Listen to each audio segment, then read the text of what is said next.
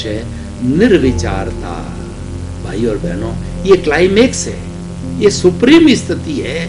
हम आपको समाधि की स्थिति का रसास्वादन करने के लिए आए हैं। अगर हम योग को देखें तो हमारा जो पतंजलि का योग है, जो एक होलिस्टिक योग है, जो कि हमारे डे टू डे कार्यकलाप करते हुए हमें मुक्ति की ओर ले जाता है, समाधि की ले जाता है, वो अष्टांग योग है। उस अष्टांग योग के अंदर 8 जो है उसके चरण हैं। कौन कौन से 8 चरण हैं? वो 8 चरण है। पहले स्टार्ट होता है यम, नियम, आसन, प्राणायाम, प्रत्याहार, धारणा, ध्यान और समाधि। इसको थोड़ा थोड़ा समझें तो यम 5 तरह के जो है हमारे चारित्रिक गुण, अहिंसा, सत्य, अचौर्य, ब्रह्मचर्य और अपरिग्रह, इन 5 का धारण करने से हमारे में शुद्धि आती है। दूसरा नियम, 5 नियम है, शौच जो है, त्याग, स्वाध्याय और हमारा जो है वो सही दृष्टिकोण। ये 5 नियम, सोच जो हमारे 5 नियम जो हो गया। पहला नियम हुआ हमारा जो है हुआ ये यम, नियम, आसन। हम जो हमारे पशु पक्षी बैठते हैं उसी तरह के हम आसन बना करके सुख सुविधा से रहने से हमारा शरीर जो है मांसपेशियां मजबूत होती है और वो कोमल बनती है। दो ये हो गया हमारा जो यम, नियम, आसन, प्राणायाम। श्वास का नियंत्रण करना, श्वास को लेना, निकालना, मतलब प्रण का, हमारी जो प्राण है उसका याम करना, नियंत्रण करना, ये अलग विषय है। हर एक विषय की प्रस्तुति में घंटों घंटों लग जाते हैं। यम, नियम, आसन, प्राणायाम, प्रत्याहार, जो इंद्रियां बाहर जा रही है वो 5 इंद्रियों को भीतर लाना, ये प्रतिसलीनता है। और यम, नियम, आसन, प्राणायाम, प्रत्याहार, धारणा।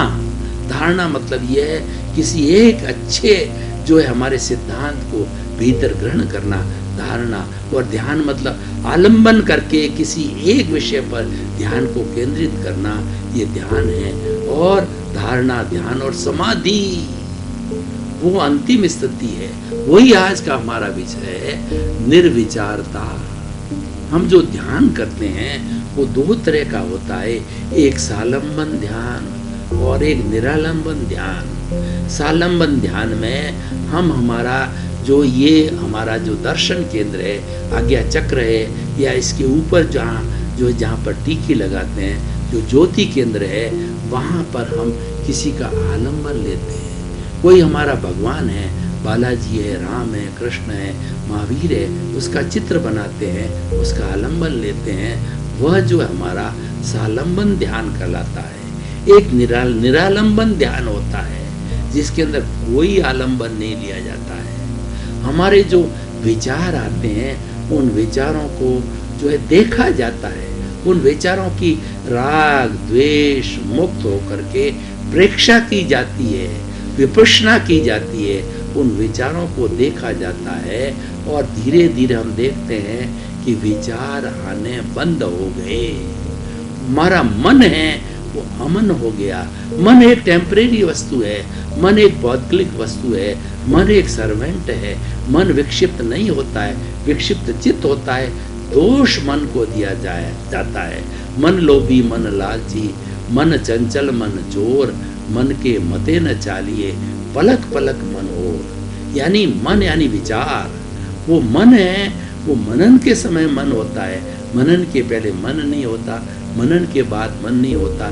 यानी जब हम विचार करते हैं तभी मन की उत्पत्ति होती है, उसके आगे पीछे कोई उत्पत्ति नहीं होती। तो एब्सोल्यूट टेम्परेरी है, यानी मन से अमन होने की स्थिति समाधि की स्थिति है, निर्विचारता की स्थिति है, निरालंबन ध्यान है। वही आज हमारा विचार है, निर्विचारता के विचार आने समाप्त हो जाए। प्राय लोग ये बार बार हमको बताते हैं। आत्मविज्ञान कार्यक्रम जो ज़्यादातर प्रश्न आ रहे हैं वो इसी तरह के आ रहे हैं कि हम जो ही ध्यान करने बैठते हैं, जो ही हम प्रभु की भक्ति करने बैठते हैं, जो ही हम जप करने बैठते हैं, जो ही हम चांटिंग करने बैठते हैं, क्यों ही हमारे विचार भटकने लग जाते हैं। नॉर्मल केस में नहीं भटकते, जब हम इंद्रियों सुख की बात करते हैं उसमें नहीं भटकते, उसमें तो हम तन्मयाकार होते हैं। लेकिन जब हम ध्यान करने बैठते हैं, जब हम सुविचार करने बैठते हैं तो कुविचारों का सिलसिला चालू हो जाता है, यानी हमें विचार भटकाते रहते हैं। उनके लिए हम बार बार सॉल्यूशन करते हैं कि विचार आएंगे, उसको आप रोक नहीं सकते।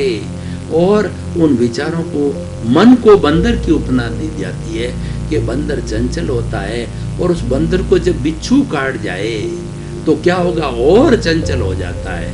वो मन भी वैसा ही है कि मन जो है आप जो ही रोकने की कोशिश करते हैं उसको बिच्छू काट जाता है और तेज भागता है।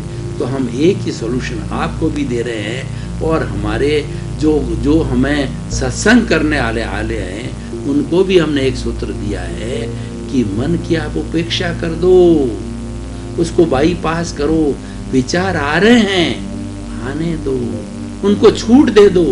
जब कभी भी आपने पतंग उड़ाया होगा तो आपने देखा होगा कि पतंग के साथ जो मंजा होता है, जो मंजे को आप ढीला छोड़ देते हैं तो पतंग ऊपर ऊपर ऊपर जाने लगती है, और जो ही आपने मंजे को खींचना यानी उसको पतंग को टाइट किया तो वो क्या है, आपके हाथ को काटता है। मंजा कांच का बना होता है, आपके खून आने लग जाता है। मतलब आप पतंग को ढीला छोड़िए, जाने दो, जाने दो।